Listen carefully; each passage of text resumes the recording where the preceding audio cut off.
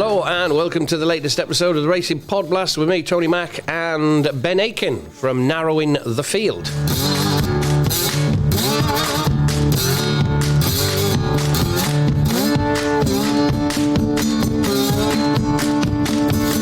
And welcome along, everybody. We're off to Newbury this weekend for the Coral Gold Cup, covering 3 races from their Saturday card, including the big race itself. Tafkath, the artist formerly known as the Hennessy.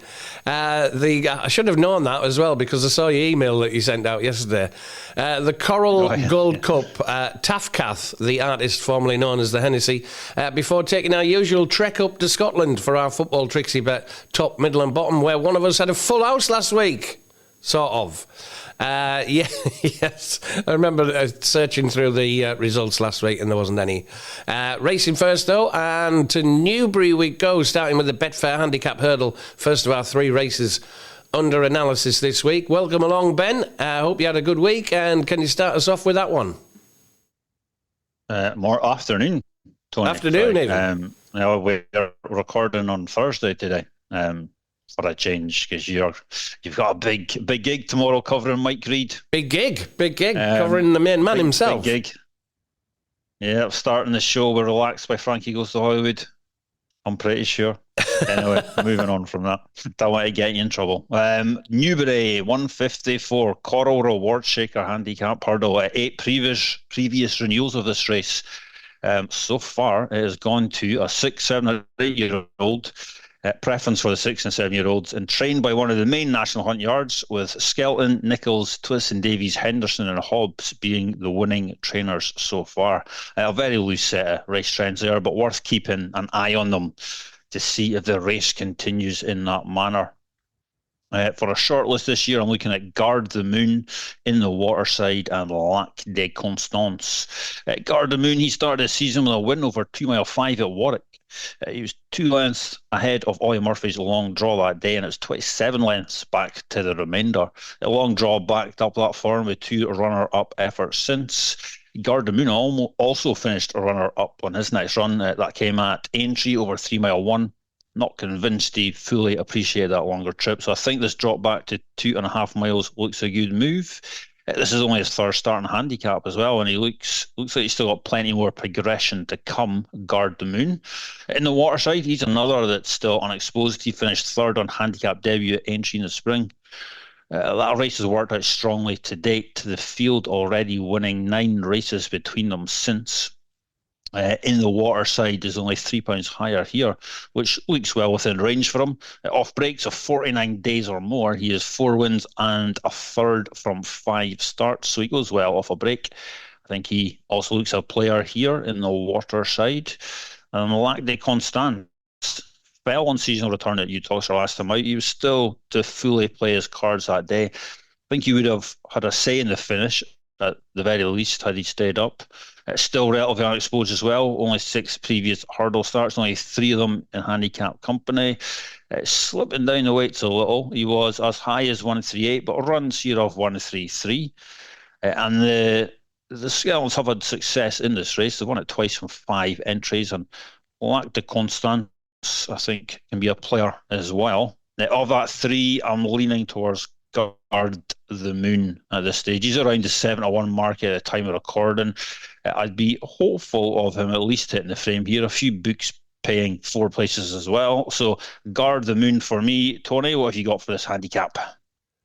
Yeah, it's interesting, isn't it? I've got Henderson down as well, and he's got a few entries, hasn't he? He's got one there that hasn't got a jockey on yet, so I'm thinking Gentle Slopes may not be a runner yet, but he's also got No Ordinary Joe in there, Spring Note.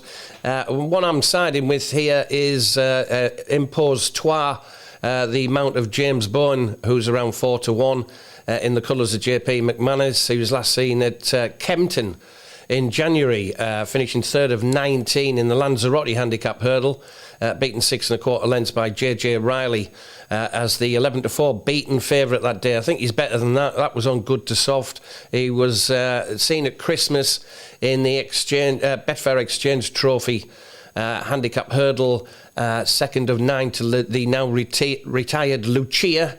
And I think Impose Trois can give a good account tomorrow. I've also got In the Waterside there, Ben, as well, for Paul Nicholls and Harry Cobden at around 5-1. He was last seen, as you say, in Aintree in April, finishing third of 19 in a handicap hurdle there.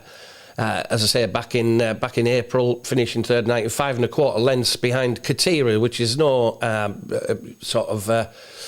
no mean feat as well, In the Waterside. And my other one is Any Harm in Asking for the now revitalised John Joe O'Neill yard with AJ O'Neill as well. He cleared a skip out when he came in to join his dad, when he went back to Jackdaw's Castle, got a couple of skips, and he chucked the handbrake in there by all accounts, because they've had an absolutely brilliant October and November. Any Harm in Asking, last seen at the Cheltenham October meeting, finishing third of 13 behind Why Not. I think he can go well again.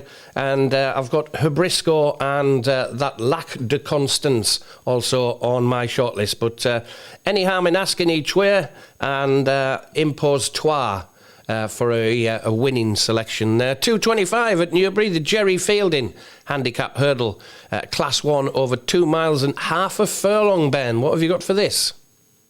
Yeah, a race Nicky Henderson has dominated the Gerry Feilden. He's won it 9 times. He's had 5 others place from his 27 runners. So always worth giving his runners at least a second look in this handicap. He relies on Jericho Du Repone and Aston Martini this year.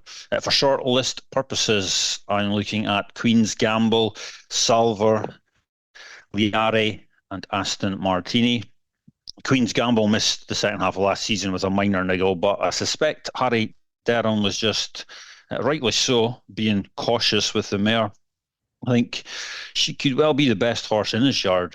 She runs here off a mark of 130, and I'd be disappointed if she wasn't plenty better than that. The horse she beat at Taunton when she was last seen, Casanomento, won her next 2 starts and is now rated 138. It's £12 higher than the mark she ran off behind Queen's Gamble. That alone suggests Harry Derham's mare is on a very workable mark right now, Queen's Gamble. Silver was one of the top UK-trained juveniles last season. Only defeat on his CV came in a triumph when he found 2 Willie Mullins horses too hot for him. The second horse that day, Cargese came out and finished second behind Sergino, then won the Punchestown version of the Triumph Hurdle. Interestingly, go handicapping now with Silver off a mark of 143 here. Might be a tough one, but definitely at the very least interested to see how Silver goes. Liare is Paul Nicholls' sole runner in the race. He's also a 4-year-old. Fluffed his lines in the Boodles handicap at Channel Festival last year when fancied, last season. He's £4 lower now, and he looked like he would come on for a seasonal debut at Chepstow last month. I'm not 100% sure where he'll fit into the wider picture, but equally, he's one I want to keep a close watch on, Liare. And Aston Martini, he's other on my shortlist. He really should have won at Bangor last time out. He had the race under full control turning in. He's 2 lengths up at the last where he jinked his right, lost momentum. Jockey dropped the reins and he got sucker punched on the line. He's £3 higher here. The way he travelled the last day at Bangor suggested he had plenty to play with on the handicap in front. And I think Aston Martini should be a player here. It was a trappy sort of race to pick apart, but I'm going to plump for Queen's Gamble. I think she should prove plenty better than her 130 mark. A 7-1 looks decent value as well. So Queen's Gamble for me in the Gerry Feilden. Tony, what have you got? It is a tricky one, isn't it? I've got Bally, the Philip Hobbs Johnson White trained gelding by Sagebird. Bally hasn't got a jockey on yet, so just wait and see about that one. But I've got, as you say, the Nicky Henderson stats are pretty strong here, aren't they? Jericho de Ripone, if he puts his makeup on and sticks his dress on properly, and might get to the start this time without keeping everybody waiting. He was pulled up the 4-runner race, very well documented at Sandown earlier this month as the 8-11 favourite. I think he jumped a couple of fences there and then ended up being he got upset whilst being saddled and made a bad jumping error and stuff. So hopefully he'll get the post. But I'm going for 2 each ways here. Salva, Gary and Josh Moore. Caelan Quinn in the saddle. He was last seen at the Cheltenham Festival, finishing 3rd of 12 in the Triumph Hurdle, 6.5 lengths behind Majborough at 10 to 1. And our champ, who did us a favour earlier this month at Ascot in the Lavazza Handicap Hurdle, he beat 9 rivals by a nose. Break My Soul, just in behind there at 10 to 1 for Chris and Freddie Gordon. That's around 12 to 1 again tomorrow. And some firms paying 5 places. One paying 5 places. Most of the others paying 4 places on the race. So our champ at around 12 to 1 there, and also Salva at around 10 to 1 for Gary and Josh Moore. And don't know yet about Jericho de Ripon here, whether I'll be playing that or not, but definitely Salva and definitely our champ in the Gerry Feilden. On to the big one of the day here, Ben. 3 o'clock at Newbury, Coral Gold Cup, Class 1 contest here, over 3 miles, 2 furlongs. It looks a good lineup here.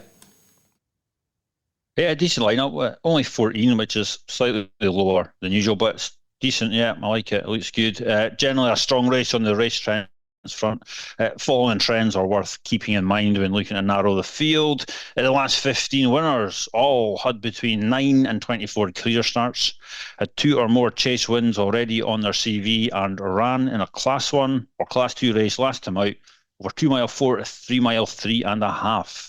Using those as my starting point, I settled on a short list of Senior Chief, Broadway Boy, Gallia de Leto, and Midnight River. Senior Chief, he comes off the back of a career best win at the Cheltenham October meeting. He's entitled to still have more offer after only 5 previous chase starts. Irish and GB bred 6 to 8 year olds that ran at Cheltenham last time out in a chase over shorter than 3 mile 4 have won 7 renewals of this since 2004. They've had 5 further placed. That's from only 32 qualifiers. Those that finished in the top 3 in their Cheltenham race are 6 wins and 3 places from just 18 qualifiers. So there's positives there for Senior Chief, and I think he looks a player here for sure. Broadway Boy, he also fits that ran at Cheltenham last time out angle, because he finished 3rd behind Senior Chief at the October meeting. He's got a bit to make up with Senior Chief in that run, but he does get a hefty £10 pull at the weights in his favour here. Broadway Boy also has conditions in his favour. It listed and below trips of 2 miles 7 and further and a break of 42 days or less. Broadway Boy is 5 wins and a second from 6 starts. The second came behind Forum Porter, and the Irish horse had a significant advantage at the weights. So Broadway Boy is definitely high in my thoughts for the Coral Cup. Gallia de Leto, he's potentially interesting. I didn't see Dan Skelton mention this as a likely early target in any of the stable tour articles, but I get why they are going here. She looks to have conditions in her favour. Grade 2 level or below in the November-January period, where she is 4 wins and 4 placed efforts from 8 starts. And Gallia de Leto, she's only £2 above the mark. She ran second off in the Classic Chase at Warwick back in January, so I could see her potentially getting involved in this. And Midnight River also goes here for Dan Skelton. He fell in this last year off a £5 higher mark. He's back down to his last win in Martin now, and he had a good pipe opener at Wetherby last time out over 2 mile 3, and that'll put him spot on for this. He goes well under these conditions. Trips of further than 2 mile 3, below graded level, and marks of 151 or less, where Midnight River is 7 wins and 2 places from 12 starts. They put first-time cheek pieces on him here. Gelded offspring of his sire, Midnight Legend, do have some solid stats with first-time cheek pieces, especially those aged 8, 9 or 10 and are running below graded level. 11 winners, 6th placed from 39 qualifiers, 28% win strike rate, 44% win and play strike rate, over 87 points profit. So can definitely make a case for Midnight River for the Skeltons, or Dan Skelton and James Bowen riding. One of those races where still plenty of work to do on it, but as things stand, I'm siding towards Broadway Boy at around the 6 to 1, 7 to 1 sort of mark. Tony, what you got for Taff Gaff, the artist formerly known as the Hennessy. I'm with you with Broadway Boy all the way, certainly each way as well here, Ben. As you say, last seen at Cheltenham at the October meeting, finishing third of 14, 12.5 lengths behind Senior Chief as the 9-4 beaten favourite, but I think he can come on for that run and get back to winning ways. He won just about 12 months ago at Cheltenham in a handicap chase off a £2 lower mark, beating 7 rivals and 3 under through 5 as well. I think he's a bit overpriced for tomorrow, I think, at 7-1 Broadway Boy. Also like Colonel Harry for Jamie Snowden and Gavin Sheehan, who's riding really, really well. He's an absolute pleasure to watch at the minute, is Gavin Sheehan. He was last seen, Colonel Harry, earlier this month at Carlisle on good to soft ground, finishing second of 4 runners, beaten 3 and 3.75 lengths behind Marble Sands as the 11-8 beaten favourite. I think he can come on from that. His last run of the season was 4th or 5th in the Manifesto Novices Chase, the Grade 1 Novices Chase, and he also ran in the Turners as well, finishing 6th of 11, not disgraced behind Grey Dawning at the Cheltenham Festival. So Colonel Harry there, I think he can certainly can hit the frame at around his current price of 13-2. Just very quickly for listeners as well, if any of these are non-runners, have a look at Henry's Friend for Ben Pauling and Ben Jones, and also Iron Bridge for the O'Neills again. There in the colours of Hemmings Racing. But my other one will be Senior Chief, who was, as we've mentioned, last seen winning the William Hill Committed to Top Prices handicap chase, first of 14, 1.5 lengths in front of the Short Go at 11-1 off a £9 lower mark. But Senior Chief can go well again for trainer Henry de Bromhead, Darrow O'Keefe in the saddle, and he looks a bit overpriced at 8-1 tomorrow for the Gold Cup. Okay, that's all the racing taken care of. Good luck with your bets at the Coral Gold Cup. Right now, top, middle and bottom.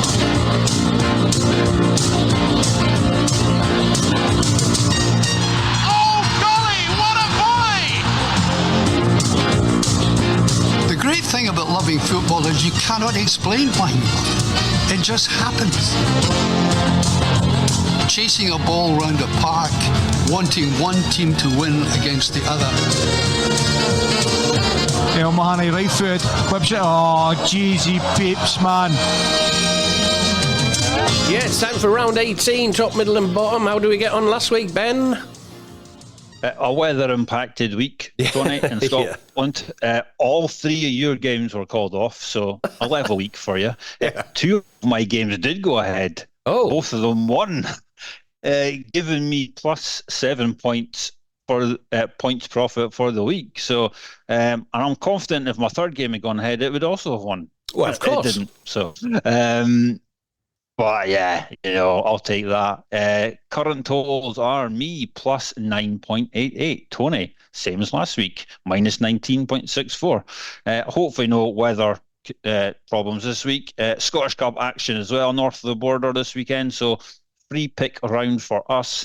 Any 3 Scottish Cup matches can make our top, middle and bottom. My top, middle and bottom this week is top Musselburgh Athletic to beat Bo'ness at 13-10. Musselburgh currently sit top of the East of Scotland League. They've won 12 of their last 13 matches in all competitions. They've scored 40 goals in those 13 matches, including a 4-3 win against Bo'ness in the South Challenge Cup, whatever that is. And I'll take the mighty Musselburgh to kick things off for me here. Middle are both to beat Queen of the South at 4-5. Queen of the South are struggling to get any sort of run at the minute. They've won only 3 of their last 12. They've been poor on the road, 2 draws and 5 losses from their 7 league matches away. Scored only once. A long trip up to the Baltic northeast of Arbroath won't be filling them with much joy. So Arbroath for me here, and bottom Forfar to beat Stirling at 15-8. Forfar got a new manager in place last week. The weather postponed match last weekend might work in their favour. Hopefully give them their new man an extra couple of training sessions to get to know the team, and I'm banking on the new manager bounce factor kicking in here for a Forfar win. So that's top, Musselburgh Athletic, middle, Arbroath, bottom, Orford. Tony, what you got? Good stuff, mate. Good stuff. Yeah, fingers crossed all my games go ahead this week. And Alloa away at Dumbarton, 29-20. Couple of aways here to start off with. Alloa away at Dumbarton. Kelty Hearts away at Elgin. That's even money. Even money, that one. Yeah. And Clydebank at home to Bucky Thistle, 17-20. Clydebank at home to Bucky Thistle, 17-20. So Alloa, Kelty Hearts and Clydebank for me there. Many thanks for listening to the latest edition of the Racing Podblast. Very best luck with your bets at Newbury this weekend. You can catch me over on TalkSport 2 through the week from Wednesday with some Tony's Tips action. And you can catch more from Ben over on Narrow in the Field at narrowinfield.com.co.uk. You didn't put it in this week. No. Big thanks for listening this week. Have a great weekend. And we'll see you all next week. Cheers, Ben. Cheers, Tony. And my Amazon man is 5 stops away, so I'm off.